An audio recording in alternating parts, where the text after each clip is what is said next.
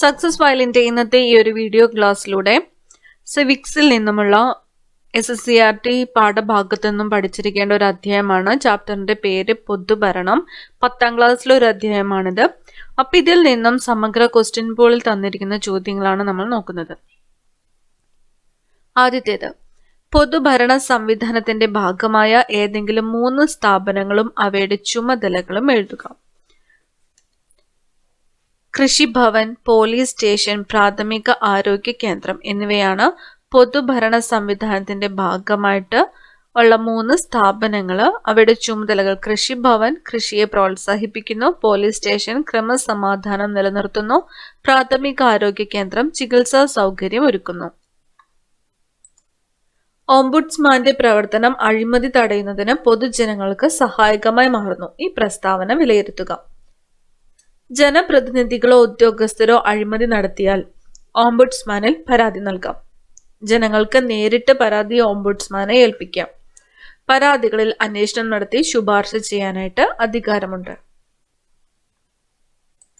Kerala public service കമ്മീഷനിലെ ചെയർമാനെയും അംഗങ്ങളെയും നിയമിക്കുന്നത് ആര്? കേരള പബ്ലിക് സർവീസ് കമ്മീഷനിലെ ചെയർമാനെയും അംഗങ്ങളെയും നിയമിക്കുന്നത് ഗവർണറാണ്. ഗവർണർ. ചുവടെ നൽകിയിട്ടുള്ള ഉദ്യോഗസ്ഥരെ തെരഞ്ഞെടുക്കുന്ന ഏജൻസികളുടെ അടിസ്ഥാനത്തിൽ പട്ടികപ്പെടുത്തുക.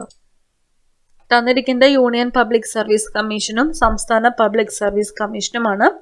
ഒരു ഉദ്യോഗസ്ഥരെയും തന്നിട്ടുണ്ട്. Sales tax officer, Indian police service ഉദ്യോഗസ്ഥർ, സംസ്ഥാന ഗവൺമെന്റ് ഉദ്യോഗസ്ഥർ, കേന്ദ്ര ഗവൺമെന്റ് ഉദ്യോഗസ്ഥർ. അപ്പൊ ഈ ഉദ്യോഗസ്ഥരെ തെരഞ്ഞെടുക്കുന്ന ഏജൻസികളുടെ അടിസ്ഥാനത്തിൽ പട്ടികപ്പെടുത്താനാണ് പറഞ്ഞിരിക്കുന്നത്. ഇപ്പൊ union public service commission, Indian police service, കേന്ദ്ര ഗവൺമെന്റ് ഉദ്യോഗസ്ഥര് എന്നിവരെ തെരഞ്ഞെടുക്കുന്ന കമ്മീഷനാണ് യൂണിയൻ പബ്ലിക് സർവീസ് കമ്മീഷൻ.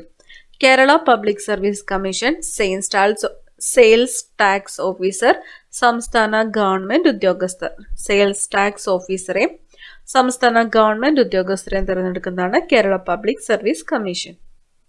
പൊതുഭരണത്തിന്റെ പ്രാധാന്യം വ്യക്തമാക്കുക. ജനങ്ങളുടെ വിവിധ പ്രശ്നങ്ങൾക്ക് പരിഹാരം കാണുന്നു, ജനക്ഷേമം ഉറപ്പാക്കുന്നു, ഗവൺമെന്റ് നയങ്ങൾ രൂപപ്പെടുത്തുന്നു, സാധനങ്ങളും സേവനങ്ങളും ലഭ്യമാക്കുന്നു.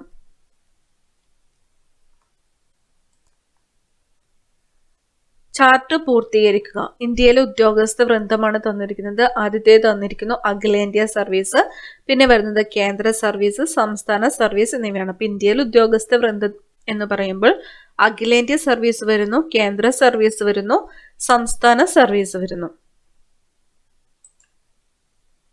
അടുത്ത ചോദ്യം, യൂണിയൻ പബ്ലിക് സർവീസ് കമ്മീഷൻ ചെയർമാനെ നിയമിക്കുന്നത് ആര്? യൂണിയൻ പബ്ലിക് സർവീസ് കമ്മീഷൻ ചെയർമാനെ നിയമിക്കുന്നത് രാഷ്ട്രപതിയാണ്. രാഷ്ട്രപതി.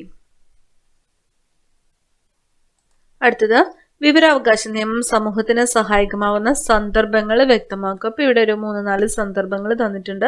വിവരാവകാശ നിയമം സമൂഹത്തിന് സഹായകമാകുന്നത്: ആദ്യത്തേത് വിദ്യാലയവുമായി ബന്ധപ്പെട്ട വിവരങ്ങൾ ശേഖരിക്കാനായിട്ട്, അതുപോലെ ആശുപത്രിയുമായി ബന്ധപ്പെട്ട എന്തെങ്കിലും വിവരങ്ങൾ ശേഖരിക്കാനുണ്ടെങ്കിൽ, സർക്കാർ ഓഫീസുമായി ബന്ധപ്പെട്ട വിവരങ്ങൾ ശേഖരിക്കാനായിട്ട്, കൃഷിഭവനുമായി ബന്ധപ്പെട്ട വിവരങ്ങൾ ശേഖരിക്കാനായിട്ട്, ഇങ്ങനെയുള്ള വിവരങ്ങൾ ശേഖരിക്കാൻ വേണ്ടിയിട്ട് വിവരാവകാശ നിയമം സമൂഹത്തിന് സഹായകമാകുന്നു.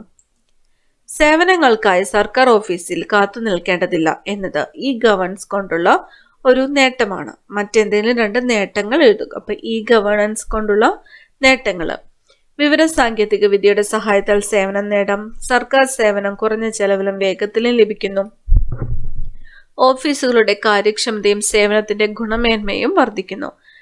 ഇതൊക്കെയാണ് ഈ ഗവേണൻസ് കൊണ്ടുള്ള നേട്ടങ്ങൾ. ഗവൺമെന്റ് ഓഫീസുകളിലെ അഴിമതിയെക്കുറിച്ച് അന്വേഷിക്കുന്ന സംസ്ഥാനതല ഏജൻസി ഏതാണ്? ഗവൺമെന്റ് ഓഫീസുകളിലെ അഴിമതിയെക്കുറിച്ച് അന്വേഷിക്കുന്ന സംസ്ഥാനതല ഏജൻസിയാണ് സംസ്ഥാന വിജിലൻസ് കമ്മീഷൻ. സംസ്ഥാന വിജിലൻസ് കമ്മീഷൻ.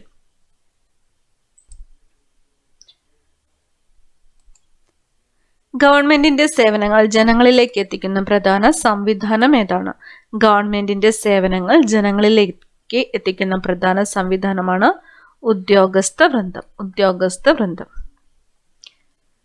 രാജ്യത്തെ കൂടുതൽ പരിഗണനയും പരിരക്ഷയും വേണ്ട ജനവിഭാഗങ്ങളുടെ ക്ഷേമത്തിന് പൊതുഭരണം സഹായകമാകുന്നതെങ്ങനെ? ഗവൺമെന്റ് നയങ്ങൾ രൂപപ്പെടുത്തുന്നു. സാധനങ്ങളും സേവനങ്ങളും ലഭ്യമാക്കുന്നു. ജനക്ഷേമം ഉറപ്പാക്കുന്നു. ജനകീയ പ്രശ്നങ്ങൾക്ക് പരിഹാരം കാണുന്നു. ബ്രാക്കറ്റിൽ നിന്ന് യോജിച്ചവ തിരഞ്ഞെടുത്ത് പട്ടിക പൂർത്തിയാക്കുക.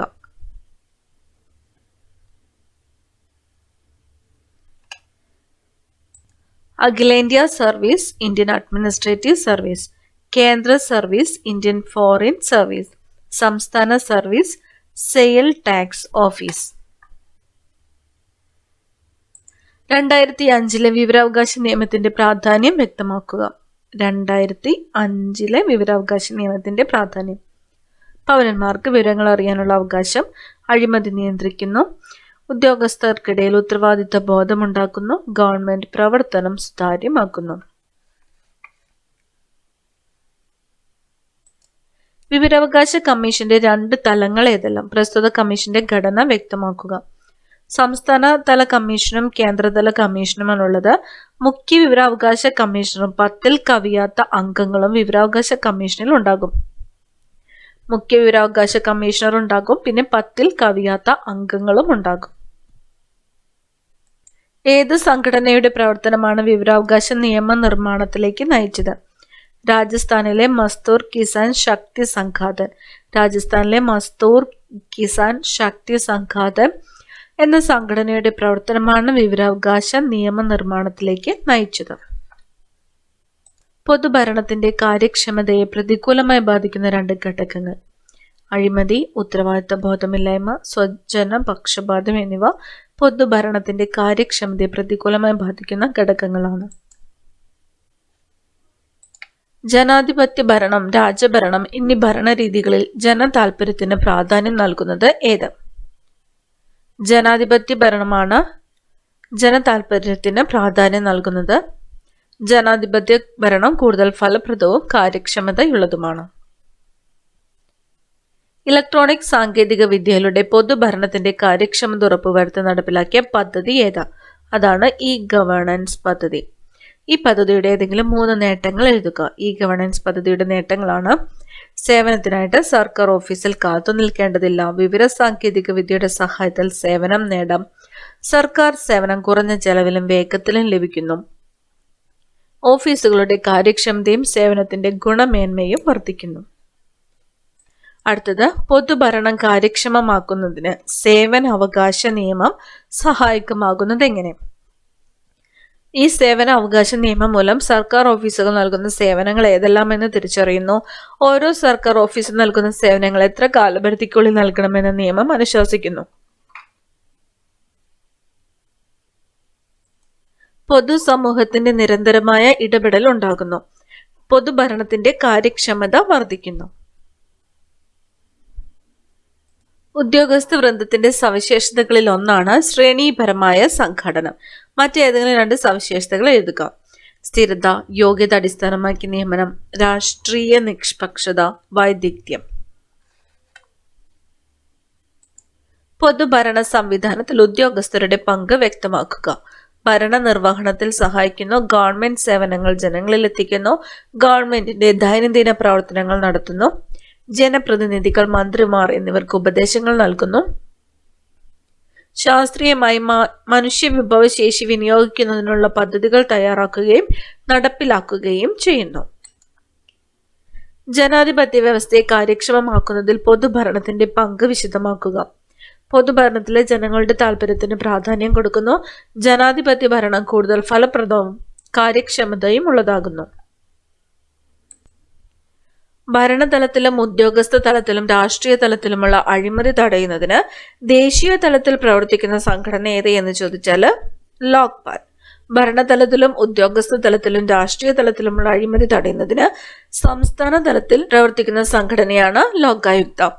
പൊതുപ്രവർത്തകർക്കെതിരെയും ഉദ്യോഗസ്ഥർക്കെതിരെയും കേസെടുത്ത് അന്വേഷിക്കുന്നു.